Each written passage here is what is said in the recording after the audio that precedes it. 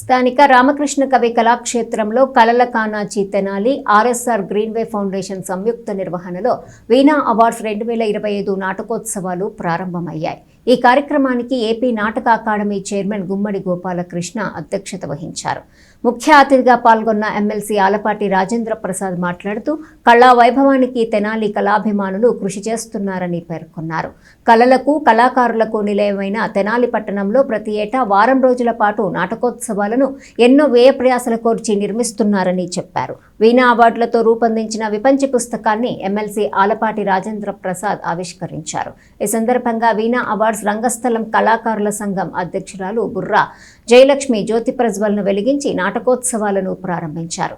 ఈ సందర్భంగా ప్రదర్శించిన 3 నాటకాలు కళాభిమానులను అలరించాయి. ఈ కార్యక్రమంలో కమిటీ అధ్యక్షుడు సినీ రచయిత బుర్రా సాయి మాధవ్, డబుల్ హార్స్ మునగాల మోహన్ శ్యామ్ ప్రసాద్, నాటక రచయిత మృత్యుంజయరావు, రంగస్థలం కళాకారుల సంఘం కార్యనిర్వాహక అధ్యక్షుడు గరికపాటి సుబ్బారావు, చెరుకుపల్లి సింగారం తదితరులు పాల్గొన్నారు.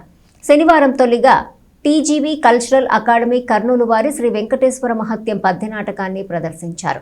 రెండో ప్రదర్శన పద్మశ్రీ కల్లూరి సుబ్బారావు అండ్ లలిత కళా పరిషత్ అనంతపురము వారి కాలభైరవ సంహారం పద్య నాటకం ప్రదర్శించారు. చివరి ప్రదర్శనగా వెలగలేరు థియేటర్ ఆర్ట్స్ వెలగలేరు వారి నల్లత్రాజు నీడలో సంగీత నాటకాన్ని ప్రదర్శించారు.